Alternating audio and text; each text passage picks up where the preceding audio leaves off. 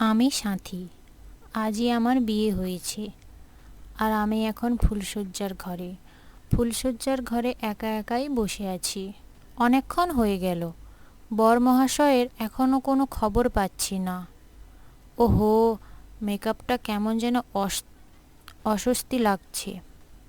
আমি গ্রামের মেয়ে, তাই মেকআপের সাথে ততটা পরিচিতও না। যার সাথে বিয়ে হয়েছে তাকে আমি খুব চিনি, আমার বন্ধু, নাম অর্ঘ্য।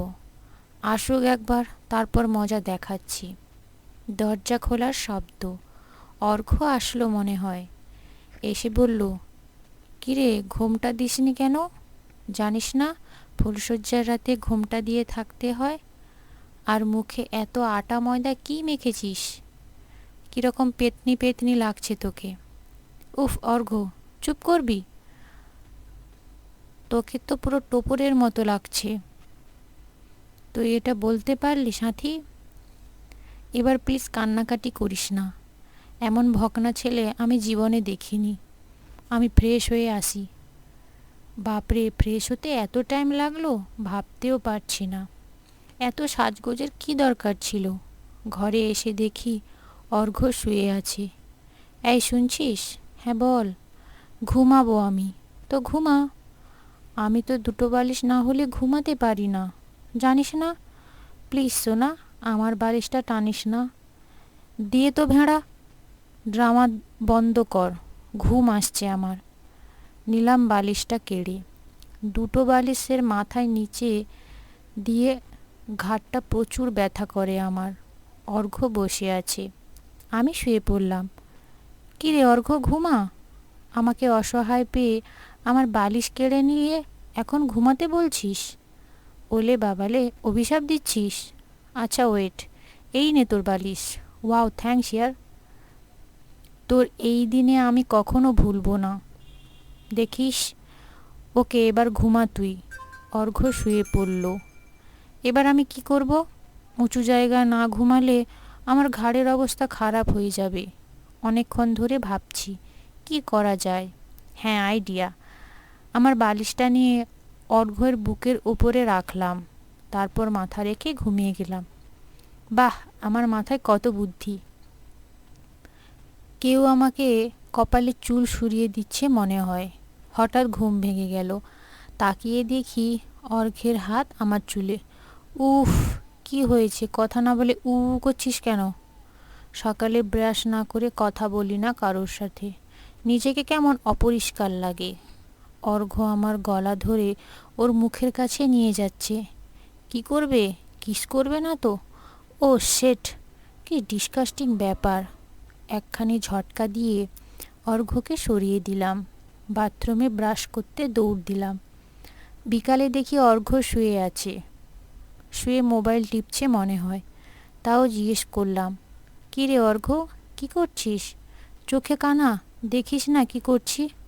না, আজ তো বৌভাত, সবাই অনুষ্ঠানে, আর তুই একা শুয়ে আছিস, তাই জিজ্ঞেস করলাম।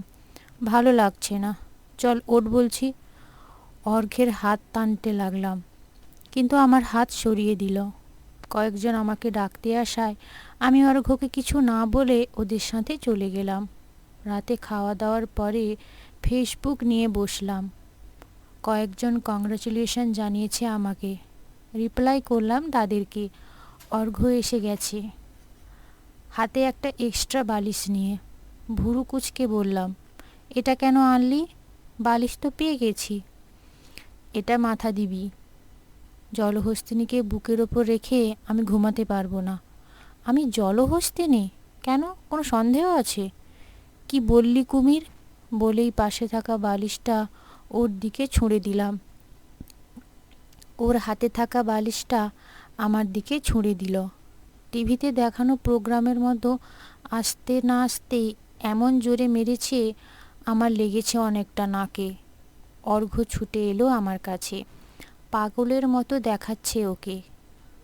ওর উপর আমার তেমন কোনো ভালোবাসার ফিলিংস নেই, কিন্তু প্রিয় বন্ধুকে হারাতে চাই না, আর অন্য একটা অচেনা মানুষের সাথে থাকতেও পারবো না, বিধায় ওকে বিয়ে করেছি। আমি জানি অর্ঘ্য আমায় ভালোবাসে। এসব ভাবতে ভাবতে হঠাৎ নাকের ব্যথাটা করে উঠল। এদিকে অর্ঘ্য কি বলছে ব্যথার জ্বালায় একটাও কথা কানে যাচ্ছে না।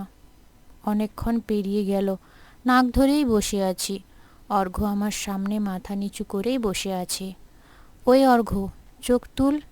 যখন তাকালো আমার দিকে, দেখি চোখ দুটো লাল টমেটোর মতো হয়ে গেছে। উফ, কি ভকনা ছেলে রে তুই। সরি, আমি এখন ঠিক আছি, ঘুমিয়ে পড়। কালকে তো আমাকে আর তোকে তোর বাপের বাড়ি যেতে হবে। আচ্ছা। বাড়ি এসে খুব ভালো লাগছে আমার। গ্রামের আলো বাতাসের আসলে তুলনাই নেই। অনেক লোক এসেছে অর্ঘ্যকে দেখতে। অর্ঘ্য আমার ফ্রেন্ড থেকে বরে রূপান্তরিত হয়ে কেমন লাগছে সেটাই দেখতে। রাতে এলাম দুজন ঘুমাতে। কানে হেডফোন লাগিয়ে হৃদয় খানের ফিরে তো পাবো না গানটা শুনতে লাগলাম। হঠাৎ আমার কান থেকে একটা স্পিকার খুলে ওর কানে লাগিয়ে গান শুনতে লাগলো। ওই ওই, তুই আমার কান থেকে ওটা নিলি কেন রে? তোর সব জিনিসে আমার অধিকার আছে। ওর কথা শুনে অবাক হয়ে গেলাম। এটা বলা স্বাভাবিক, কিন্তু আমার কি প্রবলেম হচ্ছে অর্ঘ্যের কাছে যেতে? কিসের জড়তা কাজ করছে আমার ভিতরে? ওর সাথে মিশতে পারছি না কেন আমি? তাহলে কি বন্ধুত্ব কখনো বর ভাবা যায় না? আমি কেন তাহলে অর্ঘ্যকে বিয়ে করলাম? কেন ওর লাইফটা ধ্বংস করলাম? কি অর্ঘ্যবাবু, কোথায় হারিয়ে গেলে? অর্ঘ্যর চোখের দিকে তাকালাম। স্পষ্ট বোঝা যাচ্ছে ও আমার কাছে আসতে চাইছে, কিন্তু ওকে কি করে বোঝাই আমি এসবের জন্য রেডি না। আমার সময় লাগবে। আমার জড়তা কাটাতে আমি পারছি না। অর্ঘ্যকে বললাম আমার শরীর খারাপ করছে, আমি ঘুমাবো। ওর দিকে আর না তাকিয়ে পাশ ফিরেই শুয়ে পড়লাম। পরের দিন দুপুরবেলা, এই অর্ঘ্য জানিস, আজ না সুপারমুন দেখা যাবে। মানে? আরে চাঁদকে 30 গুণ বড় দেখা যাবে। ওকে, দেখব তাহলে। রাত 7:52। কী রে অর্ঘ্য, চাঁদ তো অন্যদিকে যা দেখায় আজকেও তাই দেখাচ্ছে। তাই তো। তাদের এখানে কোনো পুকুর নেই যেখানে পুকুরের জলেতে চাঁদ দেখা যায়। আছে, যাবি? হ্যাঁ হ্যাঁ। চারিদিক নীরবতা। আমার ভয় লাগছে। হরহর ফিল্ডসের মতো এখন যদি ভূত দেখি তাহলে আমি একদম শেষ। ওয়াও, দেখি সাথে কি সুন্দর দেখাচ্ছে চাঁদটাকে জলেতে। হ্যাঁ দেখ, আমার শীত লাগছে। আমার চাদরের মধ্যে আয়। না থাক, আরে আয় না। টেনে নিয়ে নিল চাদরের মধ্যে। কেন জানি না অস্বস্তি লাগছে, আবার কেন জানি না ভালোও লাগছে। হঠাৎ কিছুর একটা প্রচণ্ড শব্দে সিনেমার মতো অর্ঘ্যকে জড়িয়ে ধরে চোখটা বন্ধ করে ফেললাম। কি হলো, ভয় পেয়েছো? আমি তো আছি তোমার সাথে। তাই না? চল ঘরে যাই, মশা কামড়াচ্ছে। হ্যাঁ চলো যাই। বাড়িতে এসে মায়ের বকা খেতে হলো। কী রে সাথী, তোর কি জীবনে আক্কেল হবে না? নতুন বিয়ে হয়েছে আর এই হলদি গায়ে পুকুরে জঙ্গলে ঘুরে বেড়াচ্ছিস। আমার তুমি মনে হয় ভুলে গেছো আমার এখনো আক্কেলের মাড়ি ওঠেনি। চুপ কর, এবার গেলে তোর কি করি দেখবি। এখন জামাইকে নিয়ে খেতে আয়। আচ্ছা। শয়তান অর্ঘ্য আমার বকা খাওয়া দেখে হাসছিল। ইয়া জোরে একটা চিমটি কেটে দিলাম দৌড়। এটা বকা খাওয়ার জন্য। এই দাঁড়া জলহস্তিনী। রাতে, আজ রাতে খুব জ্যোৎস্না, তাই না রে অর্ঘ্য? হ্যাঁ তাই তো। এমন জ্যোৎস্নার রাতে কাপলরা কি করে জানিস? জানতেও চাই না, ঘুমা তুই। অর্ঘ্য একদম কাছে চলে এসেছে আমার। আমি এসবের জন্য রেডি না অর্ঘ্য, আমার সময় চাই প্লিজ, আমায় জোর করিস না তুই। বলেই কেঁদে ফেললাম। অর্ঘ্য আমার দিক থেকে অন্য পাশে ফিরল। পরের দিন আমার শ্বশুর বাড়িতে আসলাম। দুদিন পর শাশুড়িমার সাথে বসে কথা বলছিলাম। হঠাৎ তিনি জিজ্ঞেস করলেন, বৌমা, অর্ঘ্যের সাথে কি তোমার কিছু ঝামেলা হয়েছে? না তো মা, কেন? তাহলে রাজশাহী এমএ পড়তে যাচ্ছে কেন? কি বলেন আপনি? রাজশাহী যাচ্ছে? কই, আমাকে তো কিছু বলেনি। হ্যাঁ, 7 দিন পরেই চলে যাবে বলল। কেন জানি না, মনে হয় ওর কিছু একটা হয়েছে। তুমি একটু দেখো মা, ওর কি হয়েছে। হ্যাঁ মা। অর্ঘ্য রাজশাহী যাচ্ছে কেন? আমার থেকে দূরে থাকার জন্য? ওহো, তাহলে তো ভালোই, নিজেকে গোছানোর জন্য একটু সময় পাবো। কিন্তু এটা শোনার পর থেকে আমার এমন কেন মনে হচ্ছে, কেমন অসহায় লাগছে। রাতে অর্ঘ্য ফিরলে তাকে জিজ্ঞেস করলাম, শুনলাম রাজশাহী চলে যাচ্ছ? হ্যাঁ। আমাকে জানালে না যে? জানালে কি হবে? আমাকে যেতে দিবি না? আটকে রাখবি? হ্যাঁ, রাখবো। কেন? আমি তোমার স্ত্রী। ওহো, আচ্ছা বুঝলাম। এখন ঘুমা। অর্ঘ্য এমন বিহেভ কেন করলো? আমার এতে খারাপ লাগার কারণই বা কি? কেমন যেন মনে হচ্ছে ওকে যেতে না দিয়ে আটকে রাখি। কেন, কিসের জন্য? ওহো, বুঝেছি, আমি ওকে ভালোবাসি। ও কখনো কোনোদিন আমাকে ছেড়ে যাওয়ার কথা বলেনি, তাই বুঝিনি ওর মূল্য কতখানি। আজ যখন যাওয়ার কথা বলেছে তখনই বুঝেছি ওর মূল্য কতখানি। কিন্তু অর্ঘ্য কি সত্যিই চলে যাবে? 5 দিন কোনো রকমে কেটে গেল। অর্ঘ্যকে কিছু বলতে চেয়েও বলতে পারিনি আমি। সেই জড়তা কাজ করছে নিজের মধ্যে এখনও। যাওয়ার আগের দিনে বলে দিলাম, অর্ঘ্য, রাজশাহী না গেলে কি খুব লস হবে? লাভও কিছু হবে না, তাই না? আসলে আমি পাশের ঘর থেকে শাশুড়ি মা ডাক দিলেন, যা মা ডাকছে। আমার এখন কথাগুলো বলা খুব জরুরি। আরে, মায়ের কথা শুনে আয় যা। কিছু বলতে চেয়েও বলতে পারলাম না। কিছুক্ষণ পরে ঘরে এসে দেখলাম অর্ঘ্য ঘুমিয়ে গেছে। না, আমার আর ভালো লাগছে না। আমার নিজের দোষেই অর্ঘ্য চলে যাচ্ছে আমাকে রেখে। নিজেকে অনেক বুঝালাম, অর্ঘ্য কি আমার মনের কথা বলেও আমাকে ছেড়ে চলে যাবে না। ঘুমন্ত অর্ঘ্যর কানের কাছে গিয়ে বললাম, আমাকে ছেড়ে যাস না অর্ঘ্য, আমি তোকে ভালোবাসি।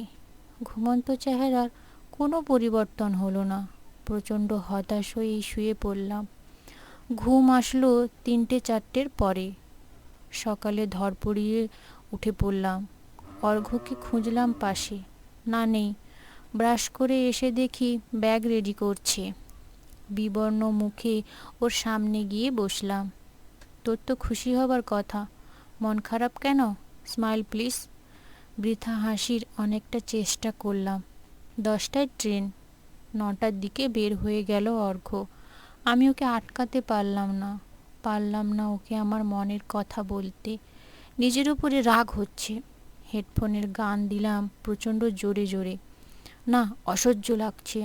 দুঃখের সময় স্যাড সং শুনলে দুঃখ 5 গুণ বেড়ে যায়। আমারও তাই হলো। আমি অর্ঘ্যকে ফিরে পেতে চাই। ঘড়ির দিকে তাকালাম, 9টা 45 বাজে। আমি যাব অর্ঘ্যকে ফিরিয়ে আনতে। কিছু টাকা নিয়ে দৌড় দিলাম। স্টেশনে আসতে আসতে বেজে গেল 10টা 5। গাড়ি মাত্রই হুইসেল দিল, ছেড়ে দেবে এক্ষুনি। কোন বগিতে খুঁজবো আমি ওকে? সিনেমার কাহিনী মনে পড়ছে। ভাবতে ভাবতে দিল ট্রেন ছেড়ে। সামনে 2টো বগি এখনও দেখা বাকি। মনে হয় একটাতে অর্ঘ্য নিশ্চয়ই আছে। ট্রেন এখনও বেশি জোরে ছাড়েনি। আস্তে আস্তে দৌড় লাগালাম। সামনেই তো প্ল্যাটফর্মের শেষ। হে ঈশ্বর, আমাকে সাহায্য করুন। হঠাৎ দেখি দরজা দিয়ে কেউ হাত বাড়িয়ে দিয়েছে। আমার কত দিনের শখ এমন চলন্ত ট্রেনে কারোর হাত ধরে ওঠার। অবশ্য একবার ছেড়ে যাওয়া বাসে উঠেছিলাম। বাসের হেল্পার আমাকে টেনে তুলেছিল। এমন ভাবতে ভাবতে লোকটার হাত ধরে উঠে পড়লাম ট্রেনে, একেবারে ফিল্মের কায়দায়। হঠাৎ মনে হলো, কার বুকে মাথা রেখেছি আমি? লোকটাকে ধাক্কা দিয়ে সরিয়ে দিলাম। ওটা আর কেউ ছিল না, আমার অর্ঘ্যই ছিল। আমার এত আনন্দ লাগছে যে বলে বোঝাতে পারবো না। আনমনে অর্ঘ্যকে আবার জড়িয়ে ধরলাম। কতক্ষণ ধরে আছি জানিও না। অর্ঘ্যের ডাকে বাস্তবে ফিরলাম আমি। এই যে ম্যাম, এবার তো ছাড়ুন, সামনে স্টেশন, নামতে হবে যে। কেন? আমি তো সামনের স্টেশন পর্যন্ত টিকিট কেটেছিলাম। তাই? মানে কি? তুই রাজশাহী যাবি না? কিভাবে যাব বলেন মহারানী? সোনাবাবু যে আমাকে যেতে মানা করেছে। আমি কখন মানা করলাম? কই মনে নেই তো আমার। ওই যে কাল রাতে আমাকে বললি ছেড়ে যাস না অর্ঘ্য। আমি ওইটুকু বলার আগেই ওর মুখ চেপে ধরলাম আর বললাম, আমি তোকে ভালোবাসি। অর্ঘ্য আমার চোখের দিকে তাকাতেই লজ্জায় লাল হতে লাগলাম। এই মুখ কোথায় লুকায়?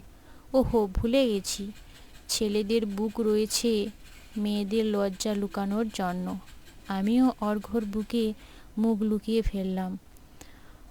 অর্ধেক ভালোবাসা আজ সম্পূর্ণ হলো। সত্যি, মানুষকে দূরে গিয়েই বুঝিয়ে দিতে হয় তাদের কাছে ভালোবাসা মানুষের মূল্য কতখানি। বন্ধুরা, গল্পটি এই পর্যন্ত। গল্পটি ভালো লেগে থাকলে একটি লাইক করে চ্যানেলটি অতি অবশ্যই সাবস্ক্রাইব করে দেবেন, যাতে করে আমার নিত্য নতুন ভিডিওগুলো প্রথম আপনার কাছে পৌঁছে দিতে পারি। সবাই ভালো থাকবেন, সুস্থ থাকবেন। দেখা হবে পরের ভিডিওতে। ধন্যবাদ বন্ধুরা।